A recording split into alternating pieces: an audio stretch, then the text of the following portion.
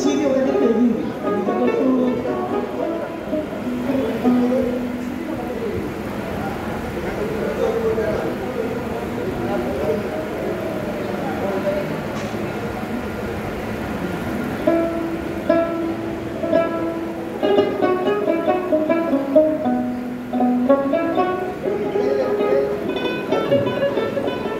Hello, সর্বপ্রথম 108 বিরজানন্দ স্বামী আমাদের মনোহর বাবার চরণে শতকোটি প্রণাম। আমার খুব ছোটোবেলাতে মানে আমি তখন 4-5-এ পড়তাম, খুব বদমাইশ ছিলাম বলে বাবা মারা ঠিক করেছিল আমাকে আশ্রমে দিয়ে দেবে। সেটা ছিল পুরুলিয়া সৈনিক স্কুল। তো ওখানে আশ্রম ছিল, আমি ওখানে উঠেছিলাম, 2 দিন ছিলাম। তো এক্সামের সময় আমি খাতাটাকে এমনি ফাঁকা দিয়ে চলে এসেছিলাম। তো আমার ওখানে অ্যাডমিশন হয়নি। তারপরে ওনাকে আমি অনেকবার দর্শন করেছি, স্পর্শ করেছি, এবং আমার বিয়ের পরেও উনি আমাদেরকে আশীর্বাদ দিয়েছেন। এটা আমাদের কাছে একটা বিরাট ভাগ্যের ব্যাপার।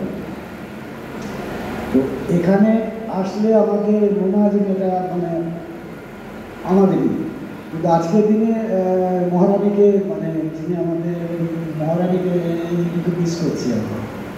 আমাদের আসতে বসতে একটা সামনে। তো এই কদিন ধরে আমারও একটুখানি মানে যে প্রেশার নিয়ে একটু অসুবিধা হচ্ছিল বলে ওটায় গলাটা ততটা পারমিট করবে না, কিন্তু আমি যতটা পারছি গাইছি। আমি একটি ধোয়া পাগলা গান গাইব, এবং আমরা চাইবো যে আপনারাও কিন্তু আমার সাথে ওই 2 লাইন গাইবেন। এখনো সেই বৃন্দাবনে বাঁশি বাজে,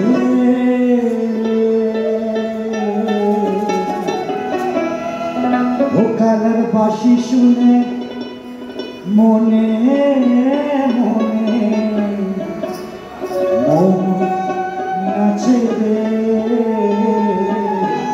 হরে কৃষ্ণ কৃষ্ণ কৃষ্ণ কৃষ্ণ হরে হরে, হরে রাম রাম